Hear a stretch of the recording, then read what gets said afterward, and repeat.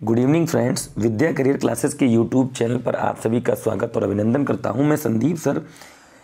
मैं कल आप लोगों के सामने क्वेश्चंस लेकर नहीं आ पाया था क्योंकि मेरा थोड़ा स्वास्थ्य भी ठीक नहीं था, लेकिन अब मैं एकदम ठीक हूं। मैं आप सभी के सामने आज मैं एक सूचकांकों का जो टॉपिक बनाया है, मैं कुछ सूचकांकों पर आपके सामने डिस्कशन करूँगा। उसके बाद मैं कुछ प्रश्न भी बनाऊंगा, ध्यान दीजिए। तो इस वीडियो को पूरा जरूर देखिएगा। आप लोगों से एक निवेदन भी है कि आप लोग इस वीडियो को शेयर कर दीजिएगा, लाइक कर दीजिएगा और चैनल को सब्सक्राइब कर दीजिएगा। चलिए, आज प्रस्तुत है आज का पहला जो क्वेश्चन दिया गया है। पहला क्वेश्चन ये है कि विश्व प्रेस स्वतंत्रता सूचकांक 2020।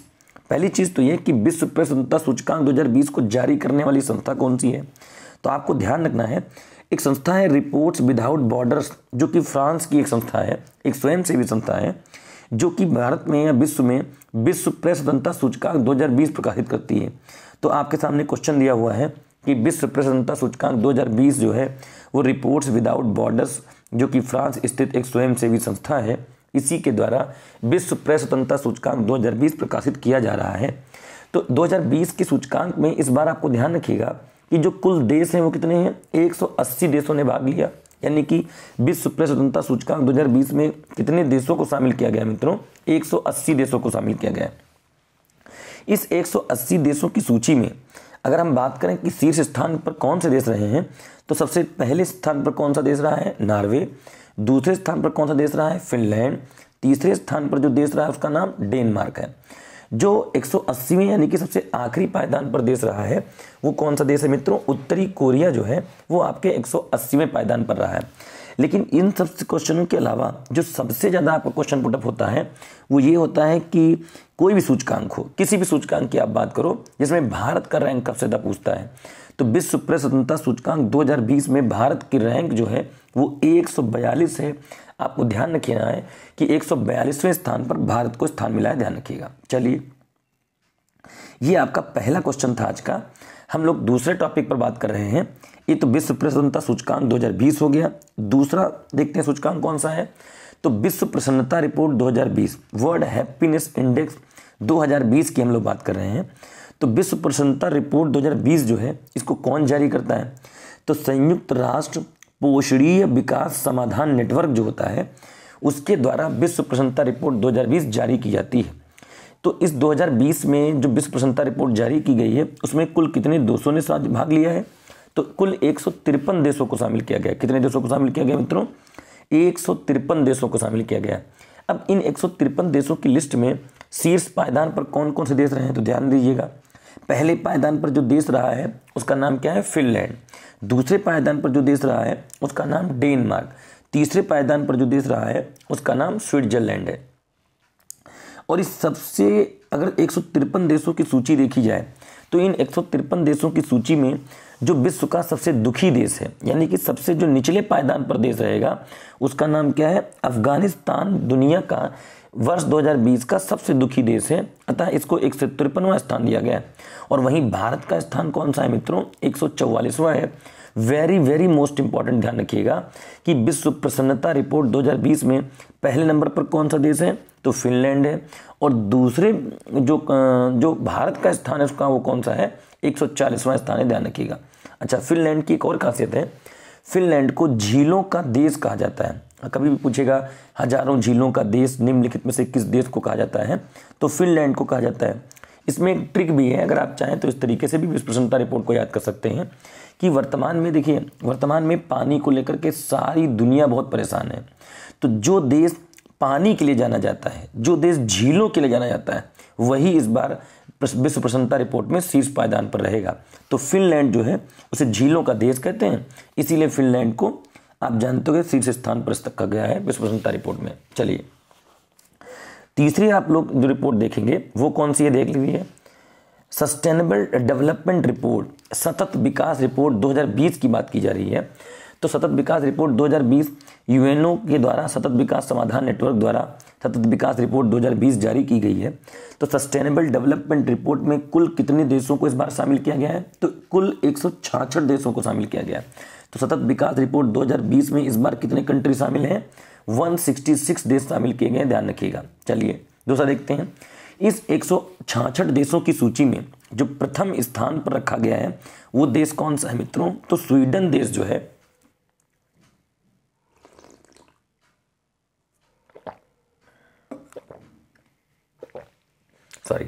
जो स्वीडन देश है वो प्रथम स्थान पर है।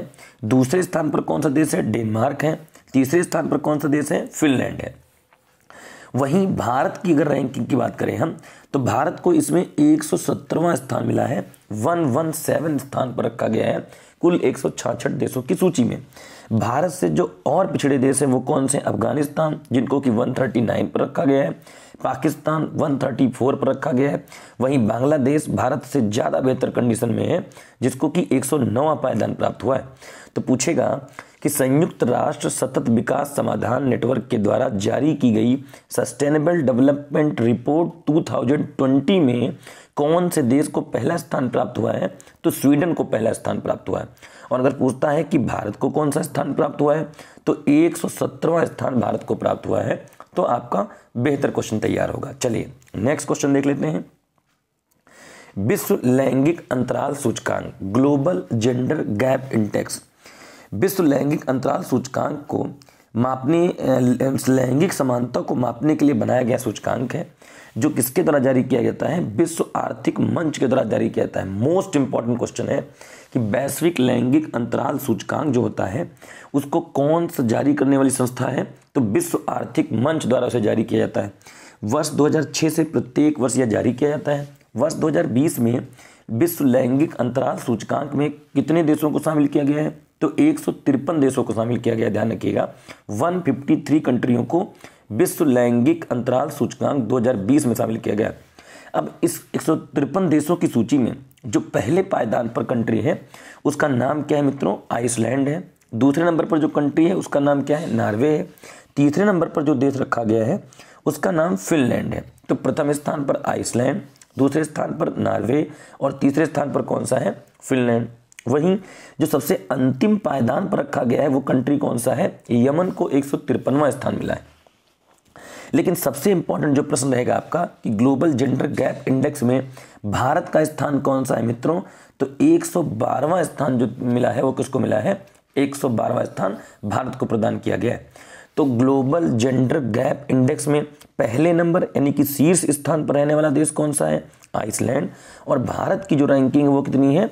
112वीं रैंकिंग है भारत की। ध्यान रखिएगा। चलिए नेक्स्ट देख लेते जाए, ease of doing business index 2020। देखिए विश्व bank ease of doing business की जो रिपोर्ट होती है उसको विश्व बैंक जारी करता है। ईज ऑफ डूइंग बिजनेस का अर्थ होता है कि किस देश में कितनी सुगमता से व्यापार करना जरूरी होता है, या कितनी सुगमता से आप व्यापार कर सकते हैं, उसी की रिपोर्ट होती है। तो ease of doing business index 2020 में कुल मिलाकर के 190 देशों को शामिल किया गया है और इसकी रिपोर्ट कौन जारी करता है? विश्व बैंक जारी करता है। और इस ease of doing business index में कौन सा नंबर 1 पर देश रखा गया है या किस देश को पहला स्थान रखा गया है? तो न्यूजीलैंड देश को इसमें प्रथम स्थान प्राप्त हुआ है। दूसरे नंबर पर कौन सा देश है? सिंगापुर है। तीसरे नंबर पर कौन सा है? हांगकांग देश है। और वहीं 190 स्थान यानी कि सबसे अंतिम पायदान पर इस सूची में जो कंट्री है उसका नाम सोमालिया है मित्रों। ध्यान रखिएगा। चलिए विश्व बैंक के द्वारा जो ईज ऑफ डूइंग बिजनेस जारी की गई है रिपोर्ट, उस रिपोर्ट में भारत को कौन सा पायदान प्राप्त हुआ है? तो भारत को 63 नंबर पर रखा गया है। मोस्ट इंपॉर्टेंट ध्यान रखिएगा कि ease of doing business index 2020 में भारत को कौन सा स्थान प्राप्त हुआ है? 63वां स्थान प्राप्त हुआ। ध्यान रखिएगा। चलिए एक और सूचकांक देख लेते हैं। अभी हाल ही में भारत ने एक नया सूचकांक स्टार्ट किया है, राज्य खाद्य सुरक्षा सूचकांक 19 और 20, यानी कि 2019 और 2020 को एक रिपोर्ट बनाया गया है। तो भारतीय खाद्य सुरक्षा और मानक प्राधिकरण द्वारा राज्य खाद्य सुरक्षा सूचकांक को जारी किया गया है। कौन सूचकांक को जारी किया गया है? तो राज्य खाद्य सुरक्षा सूचकांक को जारी किया गया है। इस सूचकांक में भारत के सभी 36 राज्यों और केंद्र शासित प्रदेशों को शामिल किया गया। भारत में कितने स्टेट हैं? 28 स्टेट हैं। और कितने केंद्र शासित प्रदेश हैं? तो 8 केंद्र शासित प्रदेश हैं मित्रों। ध्यान रखिएगा। चलिए इसमें क्या किया गया है? इसमें 3 सूची बनाई गई हैं। पहले में बड़े राज्य हैं, दूसरे में छोटे राज्य हैं और तीसरे में केंद्र शासित प्रदेशों को रखा गया। तो जो खाद्य सुरक्षा सूचकांक आया है भारत का, तो इस भारत की राज्य खाद्य सुरक्षा सूचकांक में जो बड़े राज्य हैं उन बड़े राज्यों में प्रथम स्थान पर कौन सा राज्य शामिल किया गया है या कौन सा राज्य घोषित किया गया है? तो गुजरात जो राज्य है उसको प्रथम स्थान पर रखा गया है। और वहीं बड़े राज्यों में जो सबसे निचले पायदान पर स्टेट रखा गया है वो कौन सा स्टेट है? झारखंड। तो अगर पूछेगा कि राज्य खाद्य सुरक्षा सूचकांक 2020 जो भारत सरकार ने जारी किया है, तो इस सूचकांक के आधार पर शीर्ष बड़े राज्यों में सबसे शीर्ष पायदान पर कौन सा स्टेट रखा गया है? तो गुजरात को रखा गया है। और वहीं इसमें सबसे निचले पायदान पर कौन सा राज्य को रखा गया है? तो झारखंड को रखा गया है। इसी में दूसरा देख लेते हैं जो शीर्ष छोटे राज्यों में है। तो शीर्ष छोटे राज्य जो हैं वो सबसे पहले पायदान पर कौन सा स्टेट रखा गया है? गोवा को सबसे पहले नंबर पर प्राप्त हुआ है। और छोटे राज्यों में जो सबसे निचले पायदान पर जगह मिली है वो मिजोरम राज्य को मिला है, ध्यान रखिएगा। जैसे इसी में केंद्र शासित प्रदेशों में देख लेते हैं कि संघ राज्य क्षेत्रों में चंडीगढ़ को प्रथम स्थान प्राप्त हुआ है और लक्षद्वीप सबसे नीचे स्थान पर, ध्यान रखिएगा मित्रों। तो ये जो क्वेश्चन है ध्यान रखिएगा, ये आपके राज्य खाद्य सुरक्षा सूचकांक है, ये वैश्विक नहीं है, ये स्पेशली भारत के लिए बनाया गया, ध्यान रखिएगा। चलिए नेक्स्ट सूचकांक दे लेते हैं, ह्यूमन डेवलपमेंट इंडेक्स, मानव विकास सूचकांक 2020। इसमें कई प्रश्न बनते हैं। मानव विकास सूचकांक को सबसे पहले जिस व्यक्ति ने या कह लीजिए जिसने प्रतिपादन किया था इसका, वो पाकिस्तान के एक अर्थशास्त्री थे, नाम था उनका महबूब उल हक। और इसी नाम से याद आया मित्रों, आपको मैं एक होमवर्क दे रहा हूं। आप सभी लोगों से एक निवेदन है कि आप लोग जो वर्ल्ड हैप्पीनेस इंडेक्स होती है, जिसको हम लोग वैश्विक प्रसन्नता रिपोर्ट कहते हैं, आपको कमेंट सेक्शन में ये बताना है कि वैश्विक प्रसन्नता रिपोर्ट सबसे पहले दुनिया के सामने लाने वाले राजा कौन थे या सबसे पहले लाने वाले व्यक्ति कौन थे। ये आप लोग कमेंट सेक्शन में जाकर के जरूर डिस्कस करिएगा। चलिए, हाँ, मैं बात कर रहा था मानव विकास सूचकांक 2020 की। तो मानव विकास सूचकांक जो जारी करने वाली संस्था है उसका नाम है UNDP, united nation of development programme, जो है संयुक्त राष्ट्र विकास कार्यक्रम जो होता है वही इस रिपोर्ट को जारी करता है। और इस रिपोर्ट में जो होता क्या है, इसमें 3 आयाम शामिल किए गए हैं। उन 3 आयाम कौन कौन से हैं मित्रों? तो ध्यान रखिएगा, अगर तीनों आयाम की बात करते हैं हम लोग, तो सबसे पहला जो आयाम रखा गया है वो जीवन प्रत्याशा सूचकांक है, दूसरा जो रखा गया है वो शिक्षा सूचकांक है, और तीसरा जो रखा गया है वो आय सूचकांक है। इन तीनों को मिलाने के बाद, इन तीनों का सर्वे करने के बाद मानव विकास सूचकांक जो होती है उसकी रिपोर्ट तैयार की जाती है। और उसकी रिपोर्ट तैयार करने वाली संस्था कौन सी है मित्रों? UNDP, united nation of development programme, जिसकी स्थापना सन 1965 में हुई थी। किसकी? यूएनडीपी की। और इसका मुख्यालय कहाँ है मित्रों? तो इसका मुख्यालय न्यूयॉर्क में है, ध्यान रखिएगा। चलिए आते हैं, इस मुद्दे पर आते हैं। ये टॉपिक जो हमने मानव विकास सूचकांक 2020 का स्टार्ट किया है, तो मानव विकास सूचकांक में कुल मिलाकर के कितने देश इस बार? 189 देशों को शामिल किया गया है। मानव विकास सूचकांक 2020 की रिपोर्ट के आधार पर जो सबसे शीर्ष स्थान मिला है वो किस देश को मिला है? नॉर्वे को। दूसरे पायदान पर कौन सा देश है? आयरलैंड। और तीसरे पायदान पर जो देश है हमारा वो स्विट्जरलैंड कंट्री है। सबसे निचले पायदान पर मानव विकास सूचकांक में जिसे स्थान मिला है वो कंट्री कौन सा है? नाइजर। और वहीं सबसे मोस्ट इंपॉर्टेंट पॉइंट कि मानव विकास सूचकांक 2020 की रिपोर्ट के आधार पर भारत को कौन से स्थान पर रखा गया है? तो भारत को 131वें स्थान पर रखा गया है। 131 नंबर पर भारत को रखा गया है मानव विकास सूचकांक के अंतर्गत, ध्यान रखिएगा। चलिए नया सूचकांक देख लिया जाए।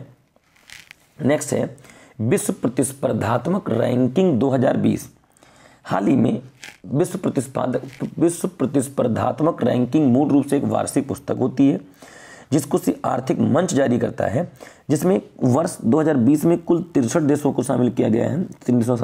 63 देशों को, जिसमें इन 63 देशों में जो सबसे शीर्ष स्थान पर कंट्री है उसका नाम क्या है? सिंगापुर। और वहीं भारत का स्थान जो है मित्रों वो 43 स्थान है। विश्व प्रतिस्पर्धात्मक रैंकिंग में भारत का स्थान 43 नंबर पर है, ध्यान रखिएगा। चलिए नेक्स्ट क्वेश्चन देख लेते हैं। वैश्विक शांति सूचकांक 2020, ग्लोबल क्या कहते हैं इसे? पीस इंडेक्स का नाम दिया जाता है। इसे विश्व वैश्विक शांति सूचकांक का नाम दिया जाता है। ये वैश्विक शांति सूचकांक को जो जारी करने वाली संस्था है उसका नाम क्या है? तो उसको institute for economics and peace, ध्यान रखिएगा मित्रों। Institute for economics and peace जो संस्था होती है वही प्रतिवर्ष वैश्विक शांति सूचकांक 2020 का प्रकाशन करती है। इस वैश्विक शांति सूचकांक 2020 में देश जो शामिल किए गए इस वर्ष वो 163 देश शामिल किए गए हैं, जिनमें सबसे शीर्ष स्थान जो मिला है वो किसको मिला है? आइसलैंड कंट्री को सबसे शीर्ष स्थान मिला है। वहीं विश्व का सबसे आसान देश कौन सा घोषित किया गया है? वो अफगानिस्तान घोषित किया गया है। तो ध्यान रखिएगा, अगर आपसे पूछता है कि विश्व में वो कौन सा देश है जहां पर वैश्विक शांति सूचकांक के आधार पर सबसे ज़्यादा शांति वाला देश है, तो आइसलैंड। और विश्व का सबसे आसान देश भी कौन सा है मित्रों? तो अफगानिस्तान है, ध्यान रखिएगा। चलिए, दूसरा क्वेश्चन आपका इसमें बनता है कि वैश्विक शांति सूचकांक 2020 की रिपोर्ट के आधार पर विश्व में सबसे शांतिपूर्ण क्षेत्र कौन सा घोषित किया गया है? तो यूरोप है, उसे विश्व का सबसे शांतिपूर्ण क्षेत्र घोषित किया गया है। वहीं मध्य पूर्व एवं उत्तरी अफ्रीका, जिसको शॉर्ट फॉर्म में मीना कहते हैं, MENA, middle east north Africa, ध्यान रखिएगा मित्रों, मिडिल ईस्ट नॉर्थ अफ्रीका, जिसे मध्य पूर्व एवं उत्तरी अफ्रीका कहते हैं, वो विश्व का सबसे आसान क्षेत्र घोषित किया गया है। और इसका सबसे इंपॉर्टेंट क्वेश्चन रहता है कि इस रिपोर्ट के आधार पर भारत को कौन सा स्थान मिला है? तो 139 पायदान पर भारत को रखा गया है, 139वें स्थान पर भारत को जगह मिली है, ध्यान रखिएगा। चलिए, नेक्स्ट सूचकांक देख लिया जाए, पर्यावरण प्रदर्शन सूचकांक 2020। ध्यान रखिएगा, पर्यावरण प्रदर्शन सूचकांक एक द्विवार्षिक रिपोर्ट होती है जिसे 2 विश्वविद्यालय तैयार करते हैं, एक तो येल विश्वविद्यालय और दूसरा कोलंबिया विश्वविद्यालय। और इसको जो हेल्प करता है वो विश्व आर्थिक मंच होता है, जो कि इस रिपोर्ट बनाने के लिए इसका प्रयास करता है, इसके हेल्प करता है या इसका सहयोग करता है। इस बार पर्यावरण प्रदर्शन सूचकांक 2020 में कुल कितने देशों को शामिल किया गया है? तो कुल 180 देशों को शामिल किया गया, ध्यान रखिएगा। जिसमें सबसे शीर्ष पायदान पर जिसने एनवायरनमेंट के लिए सबसे अच्छा काम किया वो कौन सा कंट्री है? तो डेनमार्क को नंबर पहले स्थान पर, लग्जमबर्ग को दूसरे पायदान पर, स्विट्जरलैंड को तीसरे पायदान पर, और वहीं लाइबेरिया कंट्री को 180वें अर्थात अंतिम पायदान पर स्थान मिला है।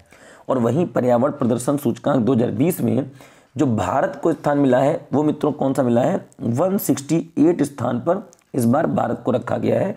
तो very very most important question है, आपको इसको जरूर से जरूर ध्यान रखिएगा। चलिए, नेक्स्ट देख लेते हैं।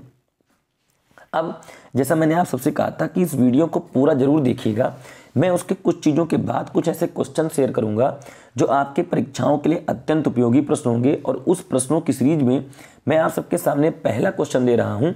पहला क्वेश्चन है, हाल ही में उत्तर प्रदेश राज्य के किस हवाई अड्डे को अंतर्राष्ट्रीय हवाई अड्डा घोषित किया गया है? अब आप लोग ध्यान रखिए, आपके सामने 4 ऑप्शन दिए गए हैं। ताज हवाई अड्डा ग्रेटर नोएडा, कुशीनगर हवाई अड्डा कुशीनगर, लाल बहादुर शास्त्री हवाई अड्डा बनारस, और चौथा ऑप्शन दिया है चौधरी चरण सिंह हवाई अड्डा लखनऊ।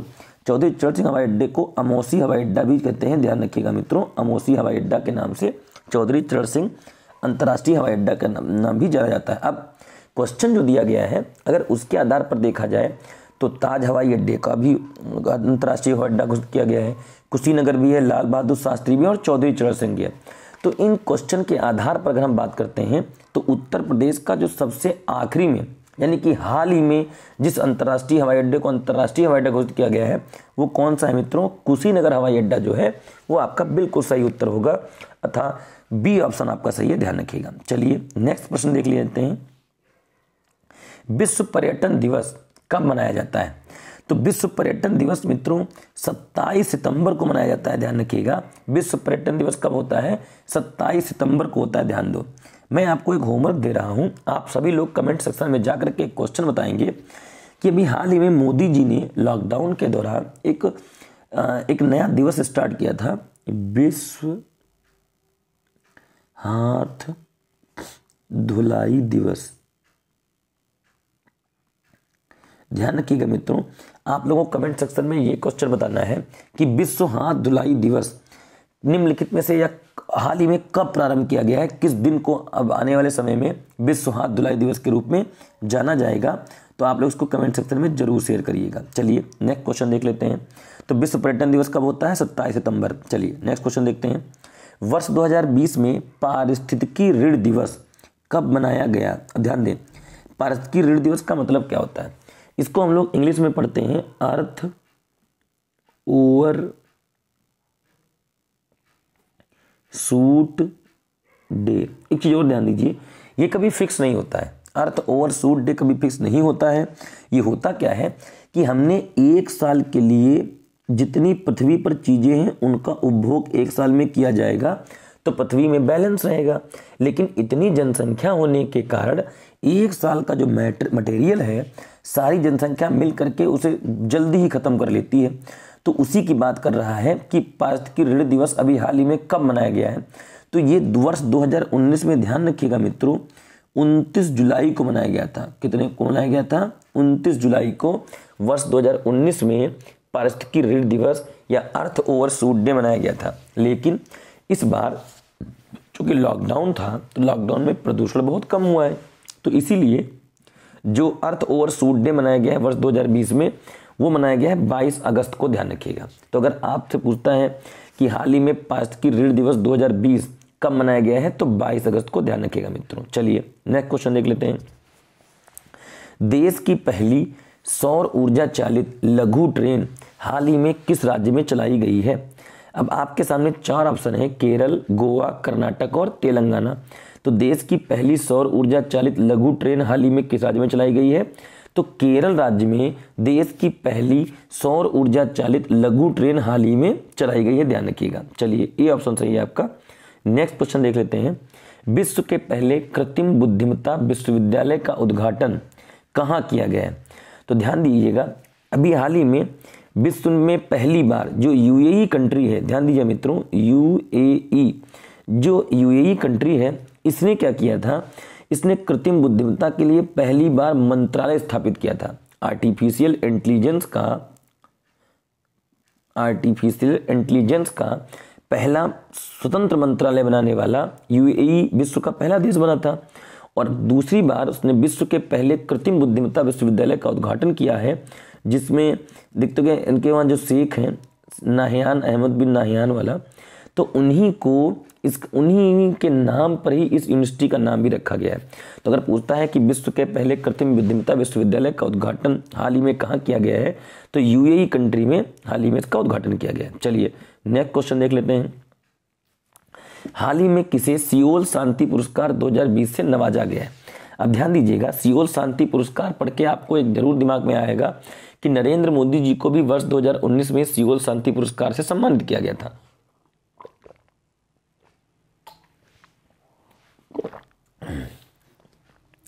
तो हाल ही में सियोल शांति पुरस्कार 2020 से जो भारतीय अंतर्राष्ट्रीय ओलंपिक समिति है, अंतर्राष्ट्रीय ओलंपिक समिति के जो अध्यक्ष मित्रों वो कौन है इस समय? तो अंतर्राष्ट्रीय ओलंपिक समिति के अध्यक्ष हैं थॉमस बॉक। तो उन्हें ही हाल ही में सियोल शांति पुरस्कार 2020 से चुना गया है। ध्यान रखिएगा। चलिए नेक्स्ट क्वेश्चन देख लेते हैं। हाल ही में बुकर पुरस्कार 2020 किसे प्रदान किया गया है? तो आपको ध्यान होगा डगलस स्टुअर्ट, 2 पुरस्कार होते हैं। ये एक अंतर्राष्ट्रीय बुकर पुरस्कार होता है और एक केवल बुकर पुरस्कार होता है। तो जो बुकर पुरस्कार 2020 मिला है वो डगलस स्टुअर्ट को मिला है। इनके जो उपन्यास का नाम है उसका नाम सग्गी बेन है। ध्यान रखिएगा मित्रों, क्या नाम है उसका? सग्गी बेन। ध्यान दीजिएगा कि सग्गी बेन हाल ही में डगलस स्टुअर्ट के द्वारा जारी किया गया क्या है? एक उपन्यास है, जिस उपन्यास के लिए ही इनको बुकर पुरस्कार 2020 से सम्मानित किया गया है। अब यहीं पर यह क्वेश्चन आ जाता कि निम्नलिखित में से हाल ही में अंतर्राष्ट्रीय मैन बुकर पुरस्कार 2020 किसको मिला है? तो मारिके लुकास को अंतर्राष्ट्रीय मैन बुकर पुरस्कार प्रदान किया गया। लेकिन केवल मैन बुकर किसको मिला है? तो डगलस स्टुअर्ट को मिला है। अतः इस क्वेश्चन का आपका उत्तर जो सही होगा वो कौन सा उत्तर सही होगा? डी ऑप्शन बिल्कुल सही होगा। चलिए नेक्स्ट प्रश्न देख लेते हैं मित्रों। हाल ही में भारत के किस राज्य को ई पंचायत पुरस्कार 2020 से सम्मानित किया गया है? तो हाल ही में जो हिमाचल प्रदेश राज्य है उसे ही ई पंचायत पुरस्कार 2020 से सम्मानित किया गया है। ध्यान रखिएगा। अतः आपका बी ऑप्शन बिल्कुल सही है। नेक्स्ट क्वेश्चन देख लेते हैं। 29वां सरस्वती सम्मान 2020 हाल ही में किसे प्रदान किया गया है? तो 29वां सरस्वती सम्मान 2020 आप सभी लोग जानते हैं सिंधी भाषा के लिए दिया गया है। किस भाषा के लिए दिया गया है?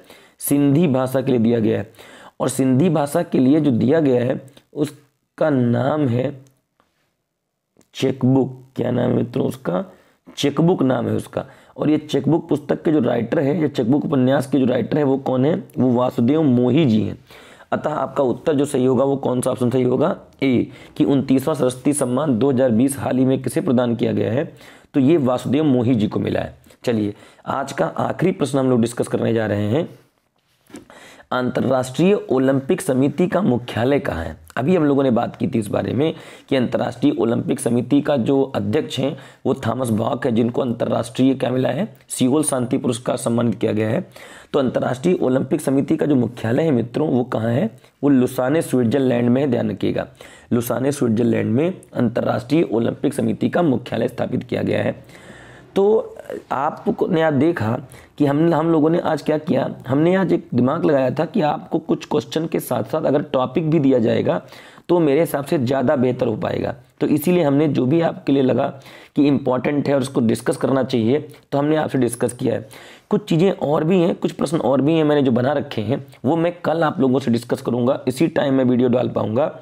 बाकी आप लोग धैर्य बना के रखिए, मैं रेगुलर अपडेट में रहूँगा, आपको परमानेंट में क्वेश्चन दूंगा, आप निश्चिंत रहिए। बस थोड़ा सा ये प्रयास करिएगा कि जितनी ज़्यादा मात्रा में से आप शेयर करेंगे, जितनी ज़्यादा मात्रा में से आप लाइक करेंगे, उतना मुझे भी मोटिवेशन मिलता है और आप लोगों के माध्यम से हम ये प्रयास करेंगे कि और भी चीज़ों पर लगातार कंटिन्यू वीडियो बनाया जा सके। आप सभी को बहुत बहुत धन्यवाद, सभी को शुभ रात्रि, आराम करिए, सुबह मुलाकात होगी क्लास में। धन्यवाद।